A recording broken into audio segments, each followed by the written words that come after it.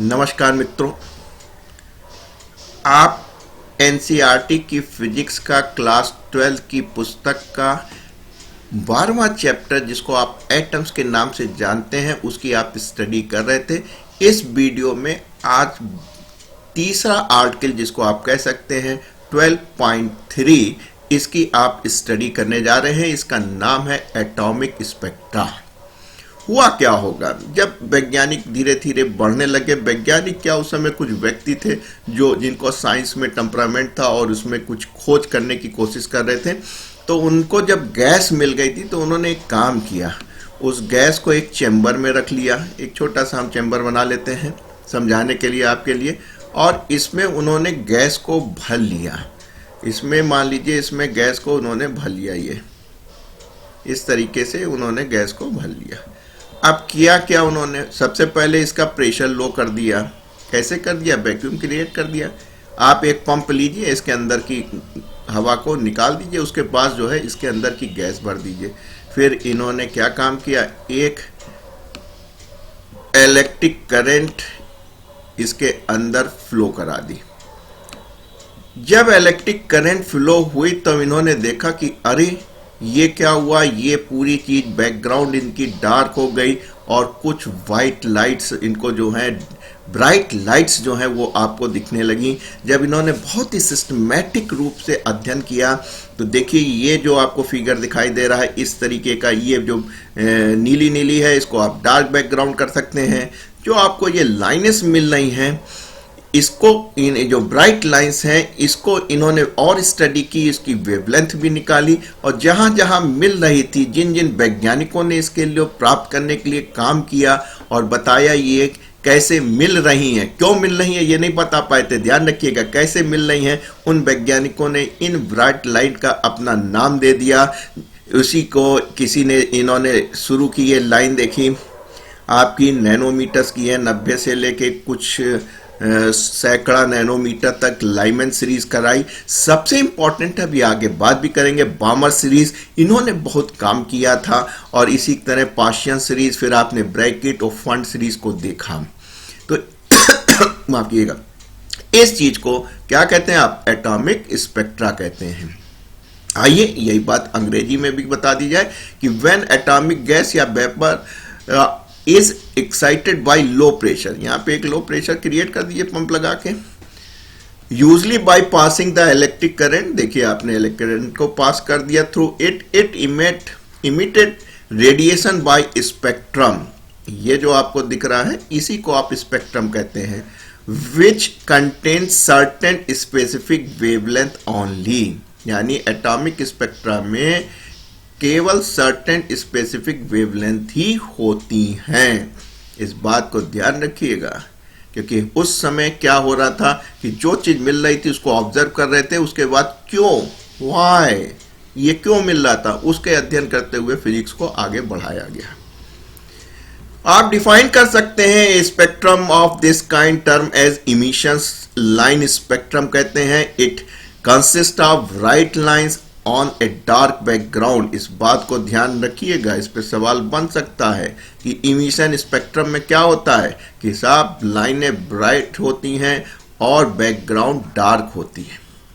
वैज्ञानिक तो बदतमीज होते हैं, एक चीज कर लेते हैं वो बार बार करना चाहते हैं, दूसरी तरीके से करना चाहते हैं। दूसरे तरीके से इन्होंने क्या किया कि अब की बार इसको ना किया, इन्होंने जो है ये हटा दिया। इसकी जगह इन्होंने क्या किया बेटा, इसकी जगह इन्होंने कहा कि white light passes through the gas. ठीक है, वैक्यूम किया होगा, लो प्रेशर किया होगा, उसमें इन्होंने व्हाइट लाइट को किया। यानी यहाँ पे किसको किया था बेटा, इलेक्ट्रिक करंट को किया था। अब की बार इन्होंने व्हाइट लाइट को पासमिट किया है, पास थ्रू द गैस। तब इन्होंने एनालाइज किया है the transmitted light using the spectrometer. मतलब उस समय एक स्पेक्ट्रोमीटर आ गया था जो कि क्या निकाल सकता था, वेवलेंथ, जो भी लाइट आपको स्पार्क हुई थी उसकी वेवलेंथ बता सकता था। We find some dark lines in the spectrum. उल्टा हो गया, जब व्हाइट लाइट हुई तो क्या था बेटा, डार्क लाइंस, और जब आपका क्या था, करंट, इलेक्ट्रिक करंट पास की थी तो ब्राइट लाइन मिल रही थी और डार्क बैकग्राउंड मिल रहा था। अब की बार जब व्हाइट लाइट पास की तो डार्क लाइंस और आपको क्या मिल रहा है, ऐसे इसमें ट्रांसमिटेड इतना, तो जो डार्क हैं वो लाइंस मिल रही हैं स्पेक्ट्रा को, और ऐसे स्थिति में आप देखेंगे बैकग्राउंड जो है वो ब्राइट हो जाता है। These dark line correspond precisely to those wavelength which were found in the emissions line of spectrum of the gas. हर एक गैस का स्पेक्ट्रम होता है, उसी से पहचान होती कि ये गैस कैसी है, क्योंकि आप ऐसे देख के नहीं पहचान सकते। तो जाहिर सी बात है कि लाइनें तो वो मिल रही थी, लेकिन जस्ट रिवर्स हो गई थी। ब्राइट लाइंस डार्क बैकग्राउंड और डार्क लाइंस ब्राइट बैकग्राउंड, तो इसमें और लाइनों की जो जहां जहां मिल रही थी वो आपको इसमें भी मिली हैं। इस प्रकार के स्पेक्ट्रा को एब्जॉर्प्शन स्पेक्ट्रा कहते हैं। यानी कि अगर कोई पूछे what is the difference between emissions spectra या एब्जॉर्प्शन स्पेक्ट्रा, तो आपको का पास पॉइंट ये है कि साहब ये ब्राइट लाइन डार्क बैकग्राउंड पे और एब्जॉर्प्शंस में डार्क लाइन ब्राइट बैकग्राउंड्स में मिलती हैं। ऐसे सूरत हाल में आप देखते हैं कि जो इसमें इमिशंस के लिए इलेक्ट्रिक करंट का प्रभाव करते हैं, और इसमें जाहिर सी बात है व्हाइट लाइट जो है पास कराते हैं एब्जॉर्प्शंस में। ऐसा मिलता है, इसके आगे क्यों मिल रहा है उसकी मैथमेटिक्स पहले जो है इस लेवल पे जान ली थी, सबसे पहले बामर साहब ने जानी थी, और क्यों वो क्वांटम मैकेनिक्स आ जाता है। दोस्तों आप अगर हमें सब्सक्राइब करते रहेंगे, उत्साह बढ़ाते रहेंगे, तो हम क्वांटम मैकेनिक्स तक भी आपको ले जाएंगे। आइए एटॉमिक स्पेक्ट्रा क्या होता है, आप समझ गए कि गैस को लो प्रेशर्स पे आपने उसको आयनाइज कर दिया तो आपको इस प्रकार की जो है लाइंस मिलने लगी। कैसे कर सकते हैं, इलेक्ट्रिक करंट प्रोवाइड करके या सफेद लाइट व्हाइट लाइट जो विजुअल लाइट होती है उसको प्रोवाइड करके आपको मिल जाता है। दो प्रकार के स्पेक्ट्रम मिलते हैं आपको, इमिशंस लाइन और एब्जॉर्प्शन स्पेक्ट्रम। आइए चलते हैं फर्दर स्टडी को आगे बढ़ाते हैं, और ये जो लाइन मिल रही है जिसको आप स्पेक्ट्रल लाइंस कह रहे हैं, इसको डिफाइन करने की कोशिश करते हैं। तो आपने देखा the frequency of the light emitted by particular element, हर एलिमेंट की अपनी अलग अलग होती है, would exhibit some regular pattern, लेकिन वो एक अपना रेगुलर पैटर्न्स बना के रखती है। ये देखिए ये आपका जो है अपना एक रेगुलर पैटर्न्स बना के रखा है। तो hydrogen is the simplest atom है सिंपलेस्ट स्पेक्ट्रम। तो जाहिर सी बात है उसकी जो फ्रीक्वेंसी होगी, जो वाइट ब्राइट लाइट्स आपको मिल रही हैं एक रेगुलर इंटरवल पे, जाहिर सी बात इसमें आप अच्छी तरह नहीं देख पा रहे हैं। मैं कोशिश करता हूं, आप सबके पास किताब होगी, मैंने कौन सा फिगर लिया है वो मैं आपको दिखाने की कोशिश करता हूं। ये वाला फिगर हमने लिया है, थोड़ा सा मैं फोटो अपना बड़ा कर दूं तो जिससे कि आपको लगेगा मैं फोटो दिखाने में सफल हो जाऊं। मेरी आंख बहुत कमजोर हो गई है, कर्सर हमको दिख नहीं रहा है।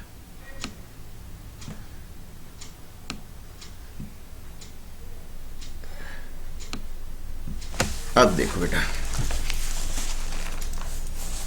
ये वाला फोटो ध्यान से पढ़ लेना, किताब है, फिर भी मैं आपको दिखाने की कोशिश करता हूँ। ये वाला उतनी विजिबिलिटी नहीं आई है, ये वाला देखें विजिबिलिटी आई, कुछ नहीं आ पा रही, कोई बात नहीं, आप देख लीजिएगा। आप सबके पास किताब होती है, एम आई राइट? आप सबके पास किताब होती है, आप आराम से इस फिगर को देखिएगा जरूर। मैं कुछ कहना चाह रहा हूं आपसे, यही एक बेसिक फिजिक्स होती है बेटा, ये जान लीजिए। अगर ये आपको आ गई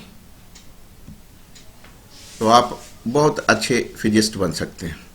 तो जाहिर सी बात है ये स्पेक्ट्रम मिला, हाइड्रोजन का सिंपलेस्ट था। इन्होंने देखा इस भाग को काफी बड़ा होता, लेकिन एक पर्टिकुलर भाग को देखा और उसी को इन्होंने कहा कि साहब ये तो बामर सीरीज थी, विजिबिलिटी की थी, लेकिन जो आपका स्पेक्ट्रम इन्होंने देखा, विशेषकर हम ये वाला आपको फिर से एक बार दिखाना चाहेंगे कि ये जो पूरी चीज है ये आपकी, यही आपका स्पेक्ट्रम है। एक प्रकार से हाइड्रोजन का सिंपलेस्ट था, इसी पे सारे वैज्ञानिक काम कर रहे थे और उन्होंने जो है जो जितना समझ पा रहा था उतना समझा पा रहा था।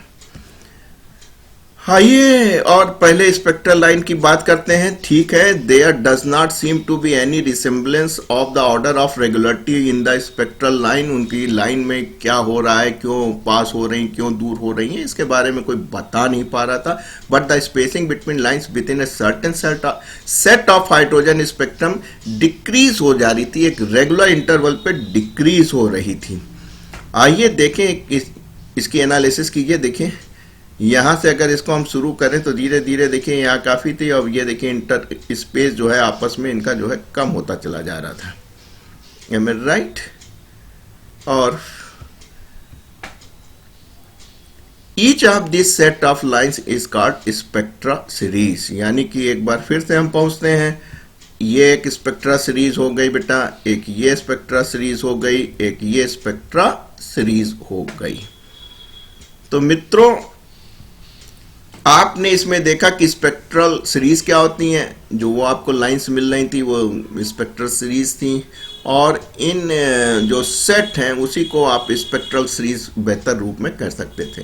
सबसे पहले जो एक वैज्ञानिक थे 1885, जिस समय इंडियन नेशनल कांग्रेस की स्थापना हुई थी, एक स्वेडिश स्कूल टीचर्स थे। देखिए उस समय बहुत बड़ा लैब, वो वैज्ञानिक नहीं होते थे, स्कूल टीचर्स होते थे जो अपने लिमिटेड रिसोर्स से ही काम करते थे। बामर साहब थे जिन्होंने ऑब्जर्व की इस प्रकार की सीरीज को। जाहिर सी बात है किसमें होगी बेटा, विजुअल रीजन में होगी। क्यों? इसलिए कि उस समय आपके पास स्पेक्ट्रोफोटोमीटर थोड़ी ना थे, आप इंफ्रारेड या आप विजुअल उसमें अल्ट्रावायलेट रेंज में थोड़ी ना जा सकते थे। जो आपको आंखों से दिखाई दे रहा था, जो आपका इलेक्ट्रोमैग्नेटिक रेडिएशन आता है, जो विजुअल रीजन्स है जिसको हम लोग देख सकते हैं अपनी आंखों से, वो वाला उन्होंने हाइड्रोजन का स्पेक्ट्रम को देखा, यानी उस प्रकार की सेट ऑफ स्पेक्ट्रम लाइन को उन्होंने देखा। क्योंकि उन्होंने देखा, सबसे पहले ऑब्जर्व किया, वो भी एक बड़ी बात थी, इसीलिए this series is called बामर series. उन्होंने उस सीरीज का नाम बामर सीरीज दिया। उन्होंने 3 बड़े बड़े ऑब्जर्वेशंस किए, और चौथी बात ये थी कि उन्होंने एक इंपेरिकल सूत्र दे दिया, एक फार्मूला दे दिया कि जिसकी वजह से ये आपको वेवलेंथ मिल रही थी। उन्होंने देखा अपनी सीरीज में the lines with the longest wavelength 656.3 nanometre, और वो लाल रंग की थी, in the red colour is called H alpha. एक चीज बताएं आपको सीरीज तो स्पेक्ट्रम तो ये मिल रहा बेटा पूरा, एक सेट ऑफ लाइन ये मिली, एक सेट ऑफ लाइन ये मिली, एक सेट ऑफ लाइन ये मिली। M I right? तो ये जो सेट ऑफ लाइनें थी बेटा, इनको क्यों मिल रही हैं, कैसे मिल रही, क्योंकि तो बहुत की बात है, कैसे मिल रही हैं उसकी विवेचना सबसे पहले बामर साहब ने की थी। और ये देखा था कि हम उनको, बामर साहब को यहाँ से यहाँ तक देखने को मिला था, तो उन्होंने बताया कि ये जो रेंज है, इसमें ये कलर है, इसकी ये वेवलेंथ मिल रही है। ये विजुअल रेंज का था, याद रखिएगा, ऑब्जेक्टिव क्वेश्चन बनता है कि जो बामर सीरीज है वो किस रेंज की इलेक्ट्रोमैग्नेटिक रेडिएशंस में, वो विजुअल की है।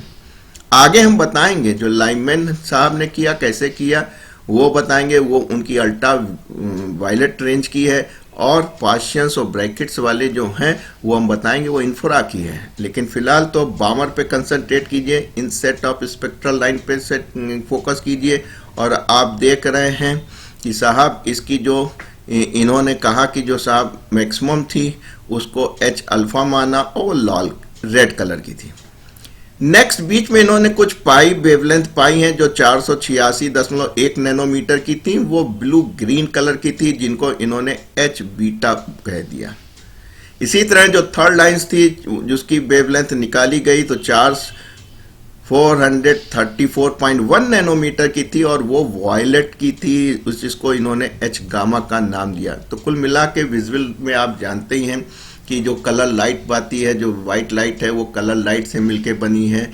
रेड सबसे ज़्यादा वेवलेंथ होती है, आपको दिख भी रही है, देखिए बेटा, और वायलेट आपकी कम होती, वो आपको यहाँ दिख रही है, सबसे कम आपको वेवलेंथ वायलेट की दिख रही है। तो इस बीच का इसका मतलब है इनको एक अच्छा खासा रेनबो दिखाई दे पड़ रहा होगा उस समय। सबसे बड़ी बात यह है कि पहले चीज़ों को 1885 में सोचिए कितना कम साइंस रहा होगा। सारा साइंस का डेवलपमेंट 1900 से 2000 के बीच में हुआ, इन्हीं 100 सालों के बीच में हुआ बेटा। तो उस समय इनके पास स्पेक्ट्रोफोटोमीटरी भी नहीं आई होगी, बहुत कम डिवाइस होगी जिससे ये काम करते होंगे। लेकिन इन्होंने एक इंपेरिकल फार्मूला, एक सूत्र दिया है। क्या दिया कि भाई साहब ये जो वेवलेंथ है जो निकाली थी 1/λ r 1/2 का स्क्वायर माइनस 1/n का स्क्वायर, कहीं इसी से हम लोग ने लैम्डा निकालना शुरू कर दिया। आर क्या था? रेडवर्क कांस्टेंट था, जिसकी वैल्यू देखी गई 1.097 × 10⁻⁷ मीटर आपका मीटर इनवर्स थी, क्योंकि देखिए ये तो नंबर्स हो गए, 1/2² माइनस 1/n², n भी नंबर है जो 2 है, इसके आगे 3 4 5 आप लिख सकते हैं, और उसी से ये सब प्राप्त किए इन्होंने, इसी सूत्र से। तो इन्होंने देखा, क्या देखा कि जैसे मान लीजिए हमको रेड चाहिए, तो n बराबर इन्होंने 3 रख दिया, 1/2² रेडवर्क कांस्टेंट, आगे बताएंगे कि कहाँ से मिला है। आखिर रेडवर्क एक वैज्ञानिक थे, उन्होंने ये दिया, कैसे दिया है इसी चैप्टर्स में आगे उसकी वैल्यू निकाल के दिखाएंगे। 1.097 10⁻⁷ तो ये मीटर होती है, तो जाहिर सी बात आ रहा है ऊपर ले जाओगे मीटर इनवर्स हो जाएगा और ये वाली वेवलेंथ मिल जाएगी। इसी तरह 4 पे ये मिल जाएगी और 5 पे आपको ये मिल जाएगी। आइए एक काम करते हैं कि हम जो है देखते हैं कि भाई हमारा n कहाँ तक जा सकता है, 3 4 5 6 7 n इन्फिनिटी तक जा सकता है। तो एक काम करते हैं, इसी सूत्र को लगाते हैं, r की वैल्यू मालूम है, और बामर साहब ने कहा था बेटा 2 के पावर 2 स्क्वायर से शुरू कर देना, और तुमको जो है ये जो मिल रहा है इसकी वैल्यू जो है आपको यहाँ इसी सूत्र से मिल रही है, और देखिएगा आपको यहाँ पे यही इसी वेवलेंथ को आपको यहाँ पे देखने को स्पेक्ट्रम में मिलेगा। आइए एक काम करते हैं, एक नया खोलते हैं, इसको सेव करने की जरूरत नहीं है, ऑलरेडी सेफ है। हम क्या करना चाहते हैं, हम चाहते हैं कि n बराबर इन्फिनिटी रख ले। 3 4 5 तो आपने बेटा रख ही लिया था। अब इस पे वेवलेंथ को निकालते हैं, 1/λ r की वैल्यू रख लेंगे, पहली दफे फार्मूला लिख रहे हैं, -n इन्फिनिटी का स्क्वायर। अरे भाई इन्फिनिटी क्या होती है, इन्फिनिटी भाग करोगे 0 हो जाएगा, यानी r/4 हो जाएगा, यही बचेगा, ये तो 0 हो जाएगा, 2 का स्क्वायर इतना, इसलिए लैम्डा चाहिए, लैम्डा बराबर 4/r, हमें राइट। अब यहाँ पे तो एंड ऑफ सीरीज हो जाएगी, इन्फिनिटी हो गई। इसी को लिमिट ऑफ सीरीज भी कहते हैं कि किस लिमिट तक आप जा सकते हैं, और इसकी वैल्यू निकाल लेते हैं, भाग कर दें 1.097, 10⁻⁷ था, ऊपर ले जाओ बेटा। हम थोड़ा सा जल्दी कर रहे हैं क्योंकि सॉफ्ट वर्ड है, लिखने में तकलीफ होती है। यहाँ पहुंच गए, बस कैलकुलेटर हम अपने पास रखते ही हैं बेटा।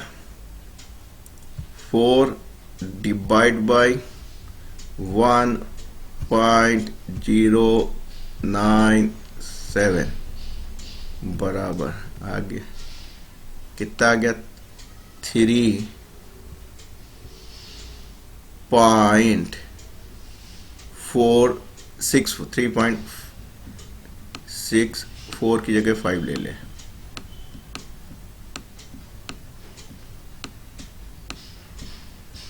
मीटर।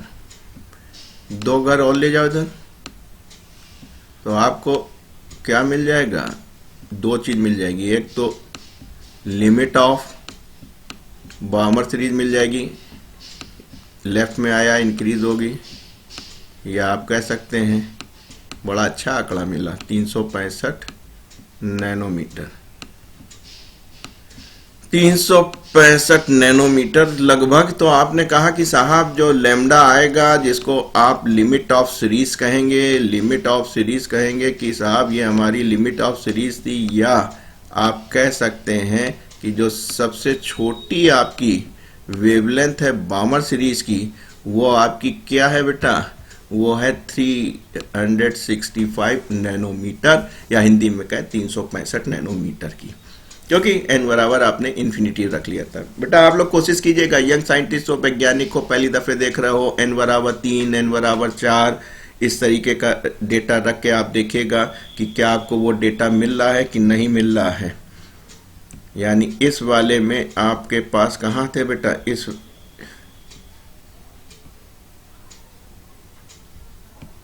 वो बंद हो गया था, कोई बात नहीं, खोल लेते हैं, उसमें क्या बात है। इलेक्ट्रॉनिक्स बोर्ड का यही तो मजा है। इस बारे में आप n बराबर 3 रखिएगा, देखिए आपको ये मिला, n बराबर 4 रखिएगा, देखिएगा आपको 486.1 मिला कि नहीं मिला। n बराबर 5 रखिएगा। इस तरीके से आप इसको रखिएगा और इन वैल्यू का सत्यापन कीजिएगा। एम आई राइट बेटा? n बराबर इन्फिनिटी पे हमने गुणा करके आपको कैलकुलेट करके दिखा दिया, आपकी समझ में आ गया। इतना आपको समझ में आया, इतना वहां के उस समय के वैज्ञानिकों को भी बहुत समझ में आ गया ये बात। कहीं ये तो बहुत बढ़िया चीज है, बामर साहब ने जो है बहुत बढ़िया चीज दे दी है। तो लोगों ने, जो वहां के वैज्ञानिक थे, उन्होंने पता क्या किया, उन्होंने एक काम करा। एक लाइमैन साहब थे, उन्होंने भी जो है लाइमैन सीरीज बना डाली अपनी। यानी उन्होंने जैसे ही स्पेक्ट्रम को देखा, क्योंकि उस समय 1885 की बात थी बेटा, तो 1885 में विजुअल लाइट का ही विजन आप देख सकते थे। लेकिन लाइमैन साहब ने एक और सीरीज देख ली और उसका फार्मूला उन्होंने इससे निकाल लिया। कहने लगे ये तो बहुत बढ़िया है कि जो बामर 2 से चालू हो रहे थे, इन्होंने कहा 1 से चालू हो जाइए, -1/n²। और n कहां से रखोगे बेटा? n बराबर आप 2, 3, 4 रखते रहेंगे और आपको एक नई सीरीज मिल गई, बामर सीरीज, लाइमन सीरीज। और ये जो थी, इसकी जब वेवलेंथ निकाली और देखी गई, तो ये अल्ट्रा वायलेट रीजन की, जैसे वो विजुअल की थे बामर साहब, तो ये अल्ट्रा वायलेट की थी। ध्यान रखिएगा, कंपटीशन सवाल पूछ लेते हैं और इसकी वेवलेंथ भी पूछ लेते हैं। अल्ट्रा वायलेट की क्या होगी? एम आई राइट बेटा? तो इसको इन्होंने यूज कर लिया। बामर साहब का फार्मूला था, कहां से? 2 से शुरू किया था, इन्होंने जो है 1 से देख लिया होगा। बामर साहब देख नहीं पाएंगे, उस समय विजुअल होगा। आइए आपको पूरे पहले स्पेक्ट्रम में दिखाएं। ये देखिए, ये वाली जो सीरीज थी, इसकी वेवलेंथ यहां से यहां निकालिए, आप घर में बैठ के निकालिएगा बेटा। n बराबर 1 रखिएगा, n बराबर इन्फिनिटी रखिएगा, तो आपको इसकी पूरी रेंज मिल जाएगी। लेकिन ये अल्ट्रा वायलेट रीजन्स की कहलाती हैं। ये नेकेड आइट से नहीं दिखी होगी, कुछ ना कुछ एक्सपेरिमेंट, एक्सपेक्ट्रोफोटोमीटर्स की या कुछ विजुअलिटी का उन्होंने सिस्टम बना लिया होगा। पाशियन साहब कहाँ पीछे रहने वाले? उन्होंने कहा भैया ये तो बहुत ही अच्छी चीज मिल गई है। तो इन्होंने भी एक सीरीज बना ली, पाशियन सीरीज, जिसके नाम से आ गई। ऐसे ही ब्रैकेट साहब आ गए थे, उन्होंने भी कर लिया। और ऐसे ही फंड साहब आ गए थे। यानी कि इन्होंने कहा कि पाशियन साहब ने कि भाई बामर साहब तुम तो 2 से चालू हो गए थे। लाइमैन साहब कहीं से अल्ट्रा वायलेट रेस को देखने की स्थिति में आ गए थे, तो उन्होंने 1 से शुरू कर लिया और उनको मिलता गया, जो स्पेक्ट्रम मिला उसको उन्होंने डिफाइन कर दिया। अब n बताने की जरूरत है, कहां से चालू हो जाओगे? 4, 5, 6। Am I right? So on. इसके बाद एक साहब और आए, जिसको आप ब्रैकेट कह सकते हैं, इनकी सीरीज आ गई। कभी कभी हम सोचते हैं यार उस समय हम क्यों नहीं हुए, नहीं तो हम भी कोई चालू हो जाते। फार्मूले में वैल्यू ही तो बदलनी थी, लेकिन बेटा उस सीरीज को दिखाना था एक्सपेरिमेंट करके, और उसमें जो मिलना था उसको कैलकुलेट करके दिखाना था कि साहब कि ये चीज यहाँ से मिल रही है, इतनी वेवलेंथ उस इंस्ट्रूमेंट में। ये इंफ्रारेड की कहलाती, इंफ्रारेड रीजन की। इस बात को ध्यान रखिएगा। देखिए मेरा बोर्ड बढ़ गया है, थोड़ा सा मैं बढ़ा लेता हूं और अब की बार फंड कहला देता हूं। पी साइलेंस रहता है। कुछ नहीं किया इन्होंने। कहां से शुरू किया है बेटा? बताओ, तुम्हारा दिल क्या कह रहा है? जब 4 हो गया तो क्या मिला होगा बेटा? 5 मिला होगा। 5। तो n कितने से शुरू होगा? ऑब्वियसली 6 से। तो इस तरीके से हाइड्रोजन स्पेक्ट्रम में जो सीरीज मिल रही थी, तो वो बता रहे थे कि क्यों मिल रही हैं। इन फार्मूलों की मदद से वो बताते चले गए, उनकी वेवलेंथ भी निकालते गए, और उन्होंने जो भी अपने सिस्टम बनाएंगे इंस्ट्रूमेंट्स की, उसको प्राप्त किया होगा, उसमें देखा था कि वो मिल रहे थे। अब एक चीज और सामने उभर के आती है बेटा, कि अगर हमको वेवलेंथ मिल रही है तो क्या हम फ्रीक्वेंसी नहीं जान सकते हैं? देखो बेटा, जितना भी रेडिएशन आ रहा है ये इलेक्ट्रोमैग्नेटिक रेडिएशंस का आ रहा है। इलेक्ट्रोमैग्नेटिक रेडिएशंस जो है वो किससे चलता है? वो चलता है स्पीड ऑफ लाइट से। स्पीड ऑफ लाइट किससे रिप्रेजेंट करते हैं? सी से करते हैं। M I right?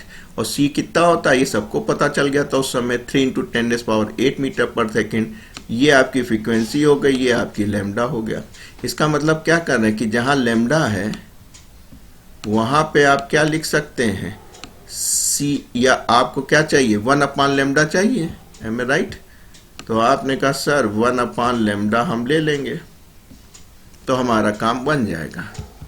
1/λ की जगह 1/λ की जगह आप लिख सकते हैं, लैम्डा को इधर ले आइए, ν/c। तो अब देखिए इससे आप फ्रीक्वेंसी भी जान सकते हैं। फार्मूला क्या है? 1/λ, जिसकी जगह आप लिखेंगे ν/c। और बामर साहब को श्रद्धांजलि दी जाए, उनके मान सम्मान रखा जाए। यहाँ तो सभी लोग जो है एक से लेकर चालू हो गए थे। बामर 2 से थे क्योंकि विजुअल लाइट थी, यही पॉसिबल होगी, दिखाई दी होगी।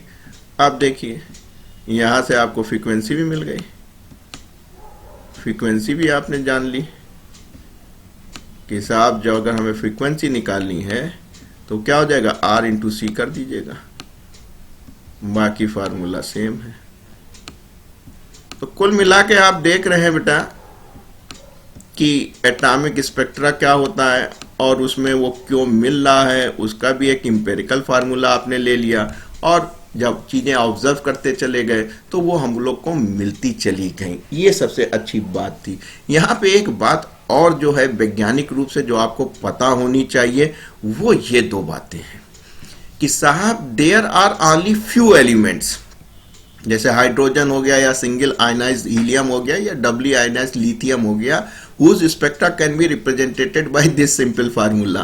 ये जो 1/λ = R 1/n² 2 स्क्वायर या 1 स्क्वायर = 1/n² ले रहे थे, उससे केवल इतने ही हैं जिनको रिप्रेजेंट हो रहा था। जो लाइटें आपको मिल रही थी, ब्राइट जो लाइन मिल रही थी, वो बहुत कम थे। इसी स्टैंडर्ड फार्मूले से, एक इंपेरिकल फार्मूले से वो मिल रहा था। दूसरी और इम्पोर्टेंट बात, यहीं से तो आगे बढ़ा कि however these results are empirical, ठीक है, जो मिल रहा था आप बता रहे थे इस फार्मूले से मिल रहा, do not give any reasoning why only certain frequencies are observed in the hydrogen spectrum, कि कुछ ही फ्रीक्वेंसी हमको मिल रही है, बाकी क्यों नहीं मिल रही है। तो जाहिर सी बात है उस समय एटॉमिक स्ट्रक्चर की उतनी बात नहीं हो पाई थी, क्योंकि इसके बाद बोर साहब जो हैं वो पिक्चर में आते हैं, सुपर हीरो बन के आते हैं और काफ़ी चीज़ एटम्स के बारे में डिफाइन करते हैं, जिसको हम अगले लेक्चर्स में लेंगे। तो कुल मिला के मित्रों, आपने आज देखा, क्या देखा बेटा, कि एटॉमिक स्पेक्ट्रा क्या होता है, कैसे हम लोग को प्राप्त होता है, और जो आपको स्पेक्ट्रम लाइंस मिल रही थी उनके बारे में आपने देखा।